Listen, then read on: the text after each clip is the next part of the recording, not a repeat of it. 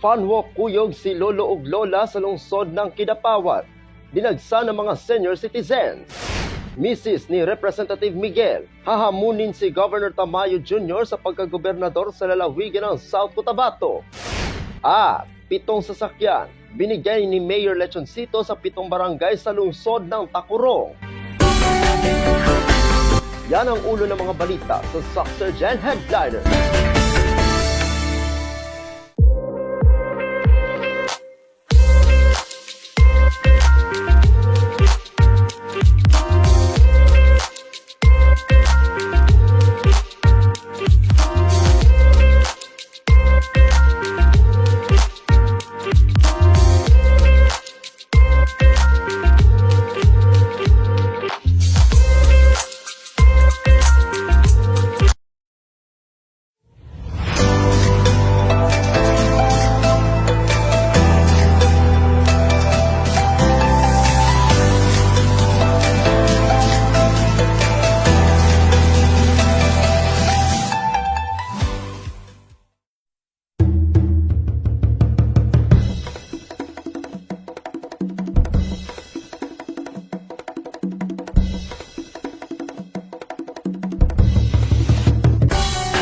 Magandang araw, South Central Mindanao. Narito na ang mga pangunahing balita sa Soxurgen Headliners ngayong Oktubre 9, taon 2024. Funwalk kuyog si lolo ug lola sa lungsod ng Kidapawan. Dinagsa ng mga senior citizens. Narito ang ulat. Bilang bahagi ng pagkilala sa kahalagahan ng mga senior citizens sa lungsod, ay isinagawa ang Funwalk kuyog si lolo ug lola sa lungsod ng Kidapawan. Ito ay bahagi rin ng pagdiriwang ng taunang Elderly Filipino Week National Celebration na ipinagdiriwang sa bansa mula unang araw hanggang 7 ng Oktubre na may temang Senior Citizen, Building the Nation, Inspiring Generations. Malaki ang pagrespeto at pagmamahal ng lokal na pamahalaan sa lahat ng mga lolo at lola sa lungsod. Kaya naman mismo si City Mayor Atty. Jose Paulo M. Evangelista ang nakisaya sa kanila.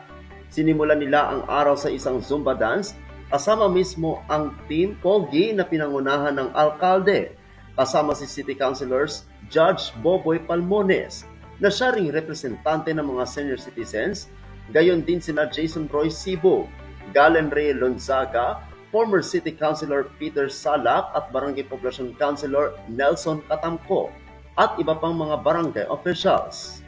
Pinarangalan din ng Office of the Senior Citizen sa mga nanguna sa paligsahan kung saan ay nakatanggap sila ng medalya at cash prizes.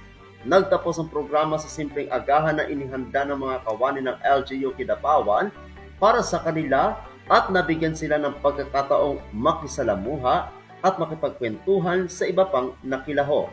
Ako ang inyong kaibigang Apolinario Ferdi Valencia para sa Soxurgen Headliners.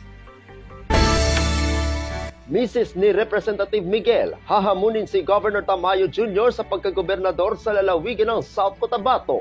Narito ang ulat. Tatakbong gobernador ng lalawigan ng South Cotabato ang Mrs. ni incumbent 2nd District Representative Peter B. Miguel na si April Rose Espinosa Miguel para sa darating na 2025 midterm election. Ito'y matapos na opisyal na siyang naghain ng kanyang Certificate of Candidacy o COC nito Martes ng hapon, ika-8 ng Oktubre taong kasalukuyan, ilang minuto bago matapos ang formal na paghahain ng kandidatura para sa susunod na eleksyon. Dahil dito, magiging kalaban niya sa pagkagobernador ng lalawigan sina incumbent Governor Rinaldo S. Tamayo Jr., Efren Biclar at Pastor Ramir Badayos.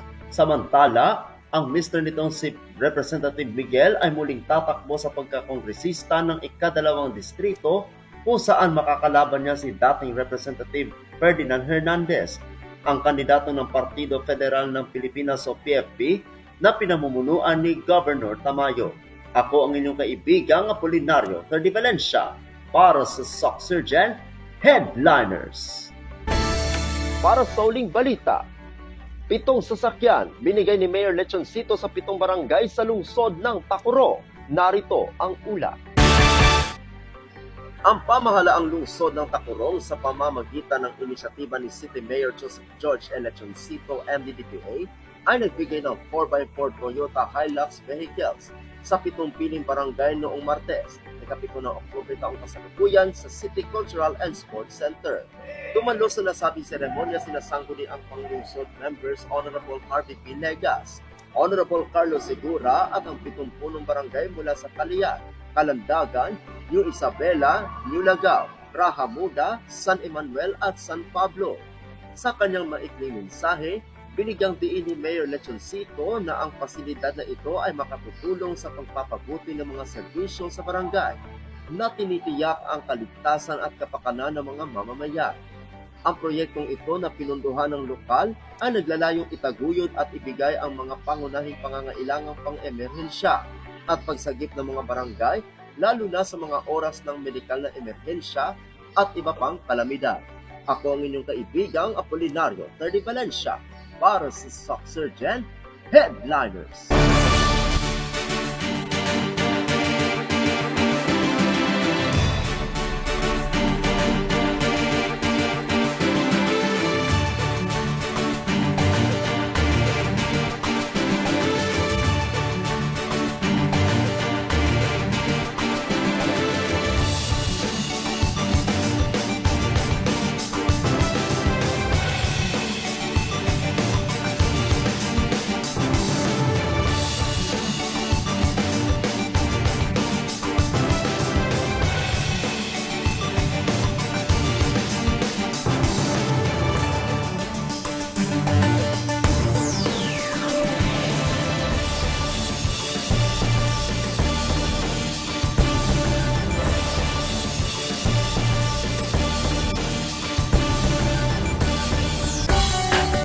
Atin ang kabuuan mga balita sa araw na ito.